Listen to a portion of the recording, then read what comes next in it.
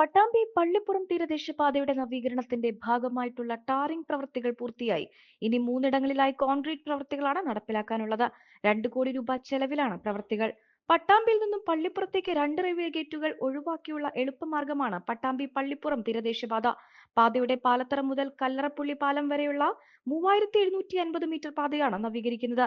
നവീകരണത്തിന്റെ ഭാഗമായിട്ടുള്ള ടാറിംഗ് പ്രവൃത്തികൾ പൂർത്തിയായി. റോഡിന്റെ ഇരുവശങ്ങളിലും കോൺക്രീറ്റ് പ്രവൃത്തികൾ നടപ്പാക്കിയുള്ള ടാറിംഗാണ് ഇപ്പോൾ പൂർത്തിയായത്. ഇനി കുളമുക്ക് സെന്ററിലും ലക്ഷം വീട് ഭാഗത്തും 150ഓളം മീറ്റർ ഭാഗത്തെ കോൺക്രീറ്റ് പ്രവൃത്തികളാണ് നടക്കാനുള്ളത്. ഇതോടൊപ്പം നിലംപതിയുടെ കോൺക്രീറ്റും നടത്താനുണ്ട്.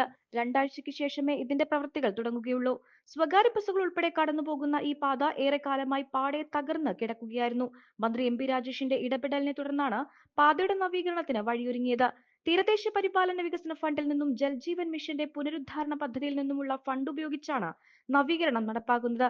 ഹാർബർ എഞ്ചിനീയറിംഗ് വകുപ്പിന്റെ മേൽനോട്ടത്തിലാണ് നിർമ്മാണം.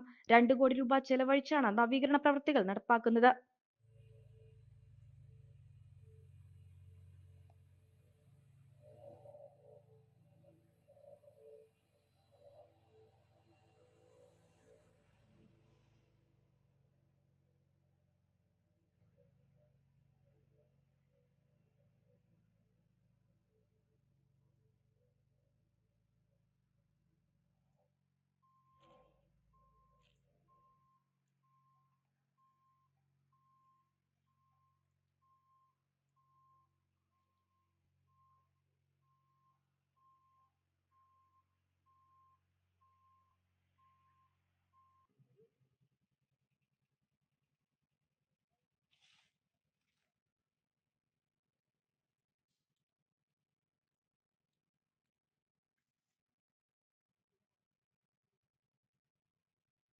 പെണ്ണു കൊതിക്കും പെണ്ണിനെ കൊതിപ്പിക്കുന്ന കനക കടകാഭരണങ്ങളുടെ കമനീയ ശേഖരവുമായി പട്ടാമ്പി പട്ടണത്തിന്റെ കനക കൊട്ടാരം Manukas gold and diamonds, Manukas tower railway ഓവർബ്രിഡ്ജിന് സമീപം, മെയിൻ റോഡ്, പട്ടാമ്പി.